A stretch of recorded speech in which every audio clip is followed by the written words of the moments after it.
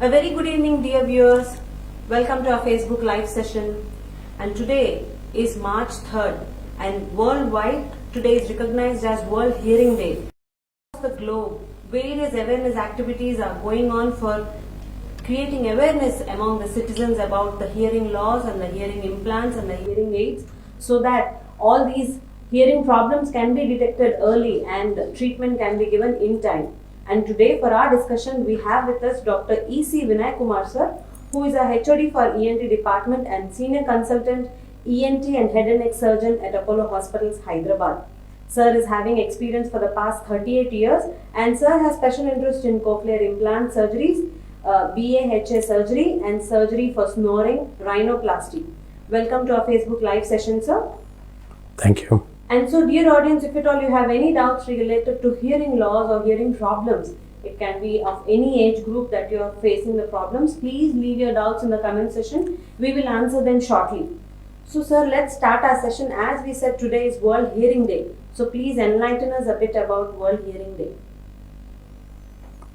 Yeah, this World Hearing Day is allotted to 3rd March of every year. So it's basically the WHO initiative to sensitize people about hearing loss, and because it's an invisible disorder. So when you look at a person, you don't know whether he's hearing or not. So to sensitize people about that, WHO has selected this day, and we have various programs during this day to educate the general public so that they can have better knowledge about this particular problem. Thank you so much, sir. And this year theme itself says hearing care for all. And today's our topic is also hearing and cochlear implants and how to prevent the hearing loss with early diagnosis. So let's start off our discussion, sir, today. So, sir, as you have mentioned, hearing awareness is happening across the globe. So, what is the incidence in India, sir? So, how severe is hearing loss in India? In India, about 4 children out of 1,000 births are born with severe to profound hearing loss. So it's a very large number, and so this has to be diagnosed early. There are many of the modern countries, advanced countries, where hearing is checked at birth. So if the state governments and the central government can help us in this, we'll have early diagnosis of these patients. Among school children, about 10 out of 1,000 school children have some degree of hearing loss. And most of these problems can be prevented. So if we go about it seriously, we can prevent many of the children who have these hearing problems. So why are these hearing problems or these people with hearing loss numbers are increasing? So most of the causes we don't know, but among the causes we know is, one is a modern type of living. We are exposed to very loud sounds and which can damage the inner ear, and that can cause hearing loss. The other thing is about consanguineous marriage. Like Tamil Nadu and Andhra Pradesh, we are the deaf capitals of India, where there's a lot of interrelation marriage, where someone marries their first cousin or their sister's daughter. These things are very common in these. So 60% of our children who come to us are born of this consanguineous marriage. So, sir, as you are mentioning these consanguineous marriages, so genetical changes because of genetic mutations also this can arise is what you meant? Yeah, it can. It is genetic also, and it can be syndromic, where in addition to hearing loss, they can have other problems like the heart problem or the eye problem. So these are called syndromes, where different organs are affected at the same time. So can this hearing loss be detected before birth? Is that possible? Like how congenital heart defects can be detected before birth, can these also be detected? No, before birth we cannot estimate the hearing in any child, but we have equipment which can we can assess a child the day he is born or she is born. So and that gives about 85 to 86% reliability. So as a screening test, it's a very simple test where a probe is put in the ear, and we can make out whether the child is hearing or not. So, sir, if at all a child is born and the hearing test, as you have prescribed on the day one, if it is done, and there is some hearing disease or difficulty or problem in the child, so how well can it be treated and how effective can it be done? See, now with modern technology, any type of hearing loss can be treated, whether it's by using hearing aids or using some medicines or minor surgeries, or whether it involves where the hearing is severe to profound, where they have hearing loss about 80, 90, 95%, they can be treated with implants. So any type of hearing loss in our present day can be treated. So, as you just said about the incidence in which is rise in India, so what can be done to control this hearing loss? The rise in the hearing loss is mainly due to the modern way of living. See, we are exposed to extremes of sound, be it the traffic or be it the use of headphones to listen to music, or any of these functions. They go to a marriage function or any of these functions. Somehow Indians like noise, so it's very loud, and these can cause permanent hearing loss. Thank you so much, sir. And as you just said about the implants and the hearing aids, could you please elaborate a bit about the hearing aids, how effective they are and how are they helpful? Now, hearing aids, there's a lot of difference between a hearing aid and an implant. Now, a hearing aid is basically, to put it very simply, it just has a microphone. It amplifies the sound and relays it to the ear. So, if a person is speaking softly, because of this amplification, the person using the hearing aid can hear. While a cochlear implant, it's an implant which is implanted in the inner ear, which has a array of electrodes which can be stimulated. So this goes into the inner ear, which is called the cochlea. That's why it's called a cochlear implant. And this is mainly used for children who have above 80, 85% hearing loss, where hearing aids will not work. So from mild to moderate, we can use hearing aids, which work very well. But beyond a point, these hearing aids don't work. So these children or adults will need cochlear implants. Okay, sir. Thank you so much. And sir, cochlear implant is done only in children, or it can be done for any age group people?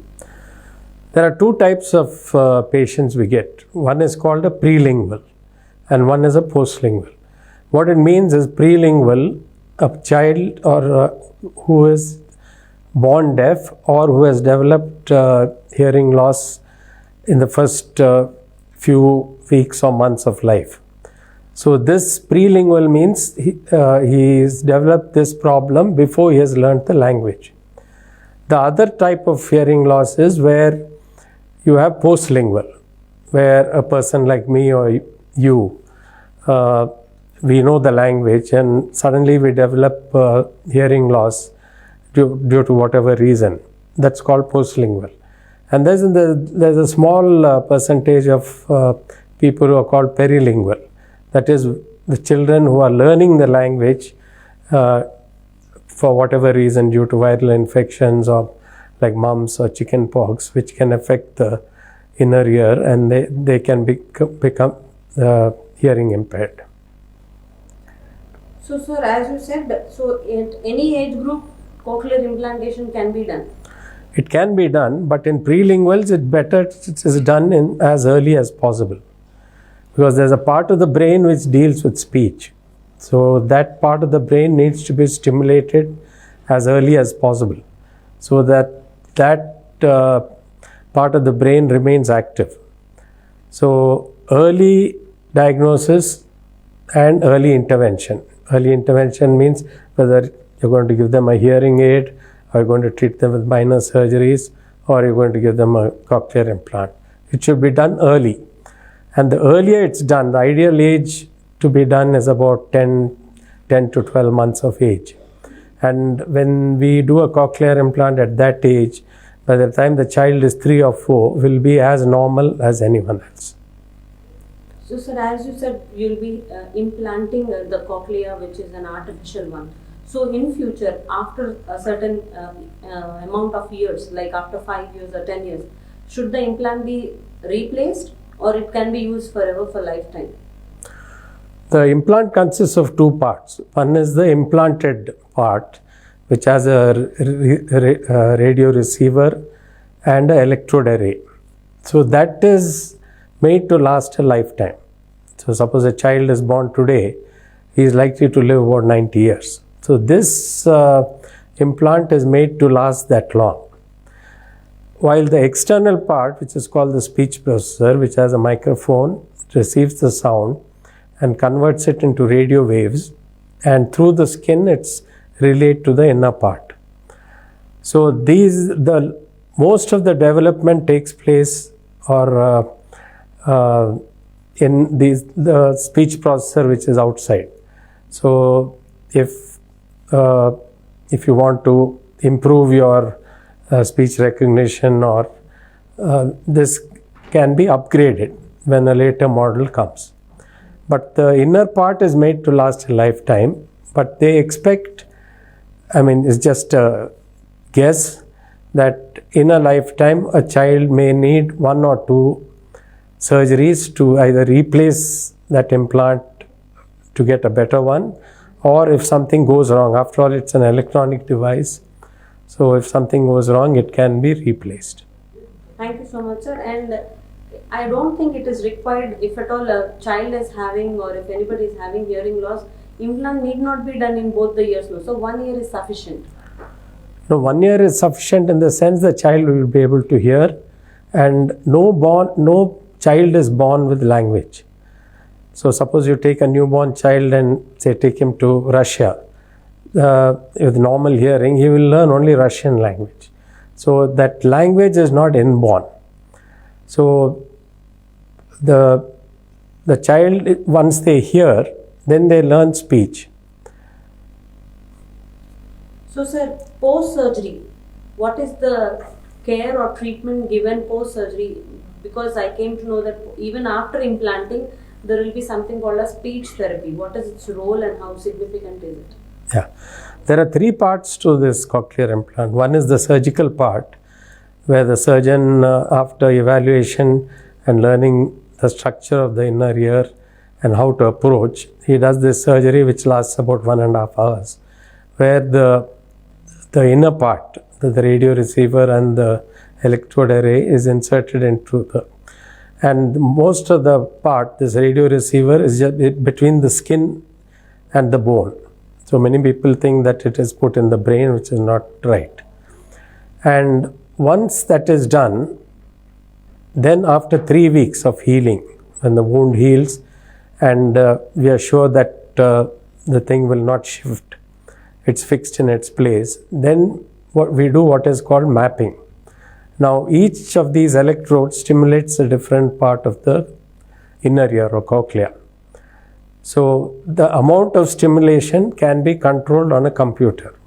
So if it is too loud, the patient will not be able to tolerate that sound, or if the stimulation is not enough, the child will not hear.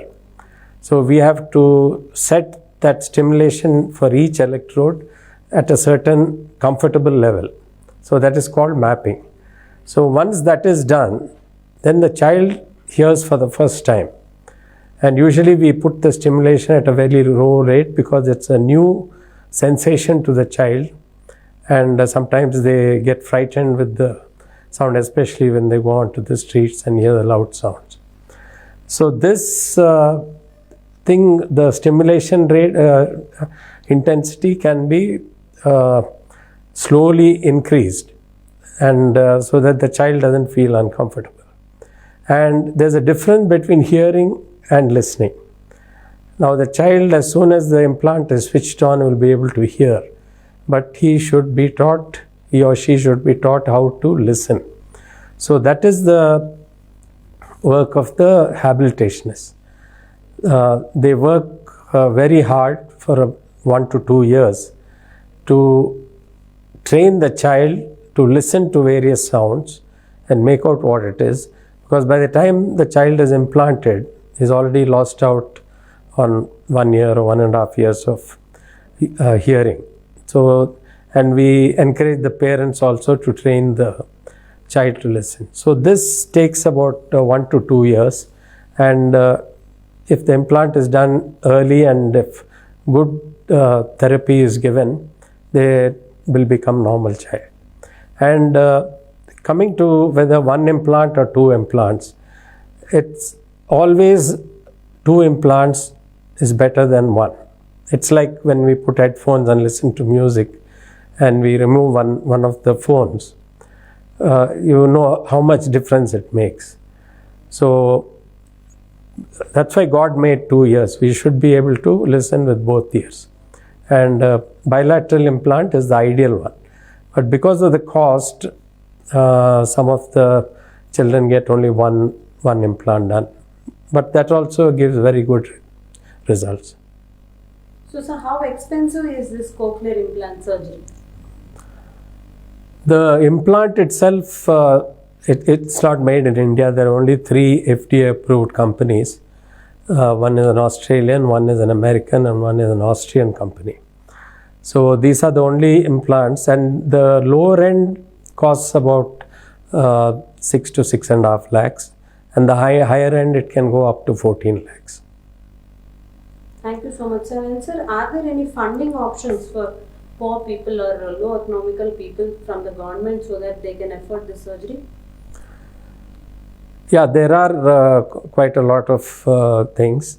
You cannot expect one source to fund the whole thing. So we have a central government scheme which was started about 5 years back. They give up to 3 lakhs for a child who needs an implant. And some of the state governments, especially Andhra Pradesh, undivided Andhra Pradesh was the first state to start giving free implants. They were giving 6.5 lakhs for each child. So there are ways of, and there are NGOs also which help in this. So, and we always encourage the parents to spend a little money so that they know the value of these implants.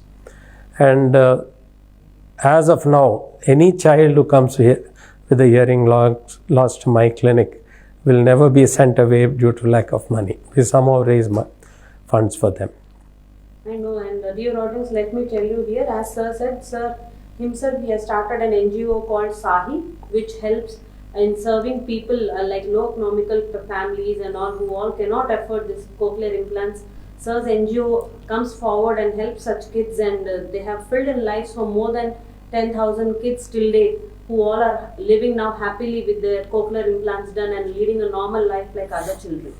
So coming to the next latest news that has happened, that is the government of Andhra Pradesh has taken an initiative in helping these hearing implanted surgery kits that all are required. So could you please elaborate a bit and let us know the news?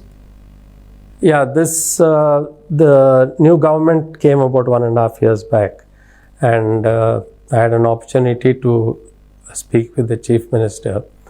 And now the latest is every newborn child in Andhra Pradesh, so probably it might take 2 or 3 months for that to happen. Every child born in Andhra Pradesh will be tested for hearing, which is what happens in USA or Europe. And all school children between the age of 4 and 15 will be checked for hearing in a span of 6 to 12 months. So this way we can identify people early, children with hearing problems. Many of them are easily treatable, and we can treat them well. Now, if you don't treat them well, especially school children, their performance in the school goes down, and they don't learn the subjects as they should because of this hearing problem. And finally, it's a burden on the family, and even an undivided family. Then finally, it's a burden on society, because finally the government has to support these people because they don't have proper education and they're not able to perform as well as someone who's hearing normally. Thank you so much, sir. And sir, please tell us about the ENT department that is set up at Apollo Hospitals, Jubilee Hills, Hyderabad. What are all the facilities that we have? What are all the different types of surgeries and services that we offer to the public? No, our ENT department has made big strides as far as treating ear, nose and throat disorders. We are in a position where we have excelled in certain fields, like one is cochlear implants. It was the first clinic to be started in South India and one of the largest clinics in the world. Another thing is we have the vertigo clinic, that is people suffering from a common disorder, dizziness. This also, we have state-of-the-art facilities, and people can come here and get treated, and most of them, at least 80% of them, will not need medication after that treatment. And generally we are specialists in micro ear surgery. Any ear problems we treat because it's quite common in the country. And in addition to that, even the poorest of the poor child, if he comes, we have an opportunity because of our NGO, and the hospital also gives a concession. We are able to treat these children who need minor ear surgeries free of cost. And cochlear implant also, we have we give a part of the cost for the operation. And we have another scheme where it's the hearing impaired girl child initiative. For any girl who comes with a hearing problem and needs a cochlear implant, we have made this about 4 years back, and we have implanted about 120 girls with this, because we find that parents prefer to spend money on their male child rather than the female child. Thank you so much, sir. And dear audience, at this point, let me make a note. If at all you feel that your child who is young, in his younger age, and is having any hearing problems, let me tell you, because of hearing problems, even the vocabulary will not develop.